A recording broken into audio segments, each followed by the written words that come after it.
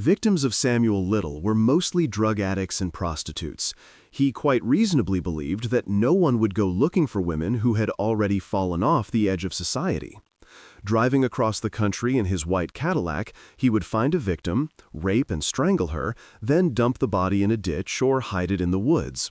Despite constant run-ins with the law, he always managed to get away, until the FBI finally took over the investigation. In 2012, Little was arrested. He confessed to murdering 93 women between 1970 and 2005 in various U.S. states. Samuel Little, the most prolific serial killer in U.S. history who painted portraits of his victims. This is his story. Samuel Little. It was in Las Vegas in 1993. I bought a yellow Eldorado there, a 1978 Cadillac Eldorado. I saw a woman. She was thin, dark-skinned, around 40. She was a prostitute and, I think, a drug addict. Otherwise, she wouldn't have been standing on the street. A guy came up to her. That was her son. He said, "How you doing?" Shook my hand and all that. He was about 19 or 20, a black kid. Texas Ranger James Holland. "And what did you do with her body?" "Well, I drove out of Las Vegas and saw a road leading toward a motel. There were a lot of bushes and shrubs along the roadside. That's where I dumped her body. I threw her down the slope and heard it rolling down." The man telling this story is Samuel Little, an elderly African-American man with gray mustache and wrinkled face. He wears a blue prison uniform and a shapeless gray beanie.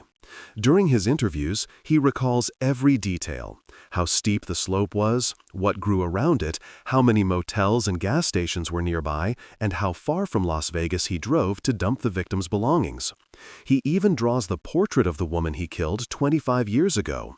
His photographic memory is astonishing. He remembers everything. Little is almost 80, confined to a wheelchair, and tells his stories to a Texas Ranger and FBI agents.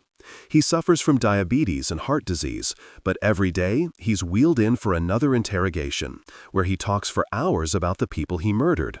The sessions are videotaped, and it almost seems as if he enjoys reminiscing about the old days when he drove across America, leaving a bloody trail behind, a trail the investigators had to follow for decades. Despite appearing like a frail old man, Little was anything but ordinary. He had been arrested more than 100 times.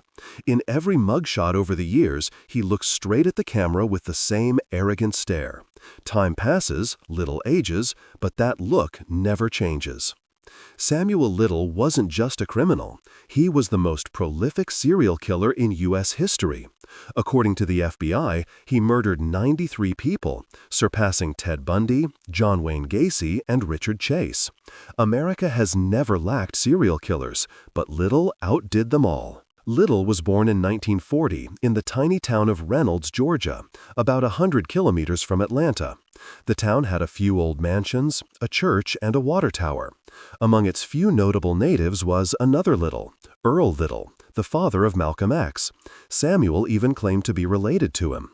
The family didn't stay in Georgia long. Soon after his birth, they moved to the industrial city of Lorain, Ohio. His mother was reportedly a prostitute, so he was mostly raised by his strict grandmother. Whether that caused his later behavior is unclear, but from an early age, Samuel was a troublemaker. He did poorly in school and at 16 was arrested for stealing a bicycle. After a stint in juvenile detention, he was soon caught again, this time for breaking and entering. It was in reformatories and prisons that Little learned to box. The skills he gained behind bars would serve him well later. He proudly recalled being an excellent fighter, known as Mad Machine and Machine Gun, beating most of his fellow inmates. Like many boxing fans of that era, Little idolized Sugar Ray Robinson, the brilliant world champion whose career defined mid-20th century boxing. From age 17 to 35, Little lived a drifter's life across America.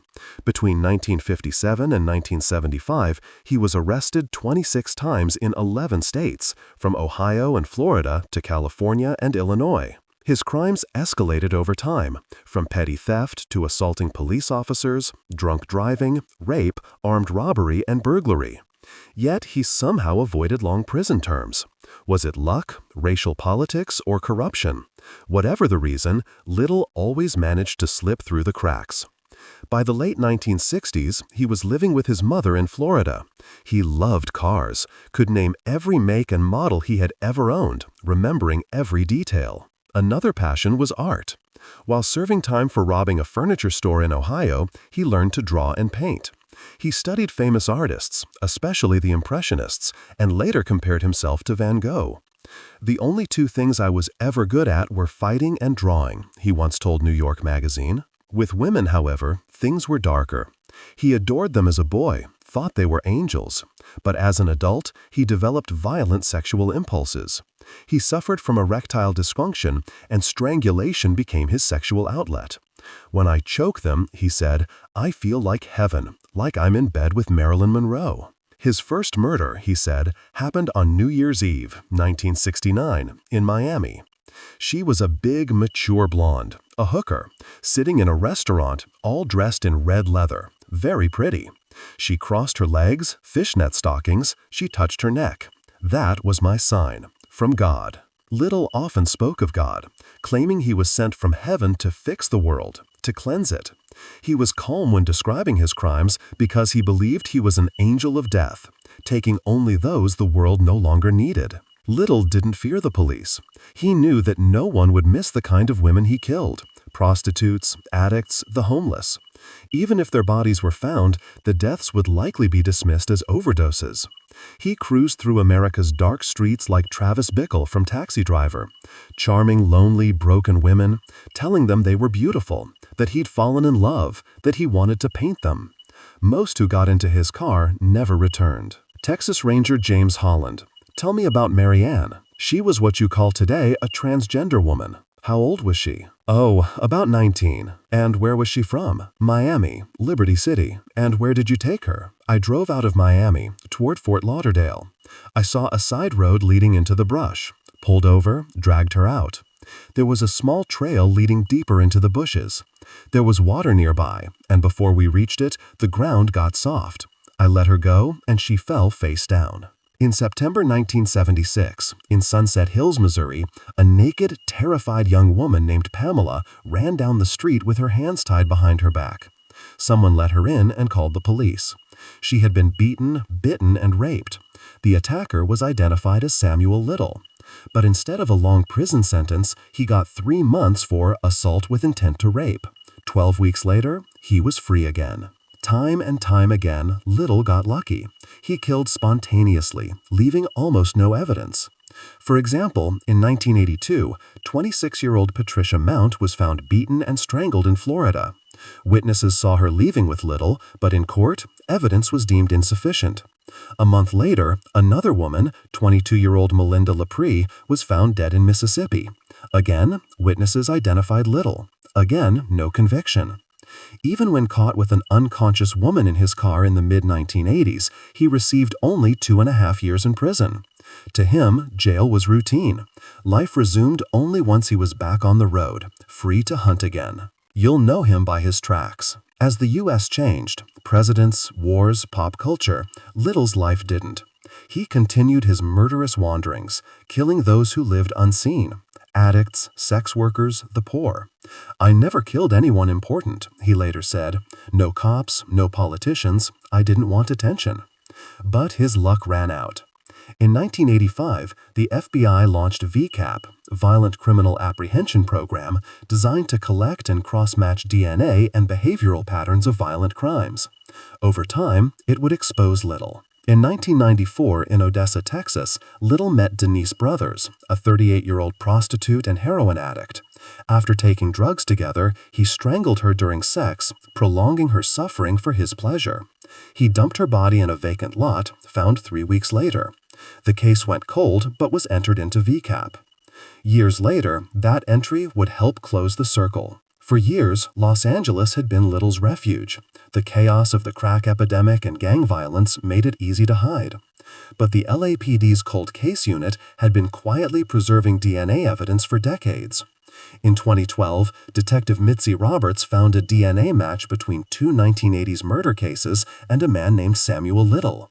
She hunted him down through a Walmart food stamp card used in Louisville, Kentucky. U.S. Marshals arrested him in a homeless shelter and sent him to Los Angeles. At first, Little refused to talk, but Roberts discovered another matching case in VCAP and convinced witnesses to identify him. In 2014, after months of trial, Little was sentenced to 3 consecutive life terms. As the verdict was read, he simply waved to Roberts, the detective who finally stopped him. Still, that wasn't the end.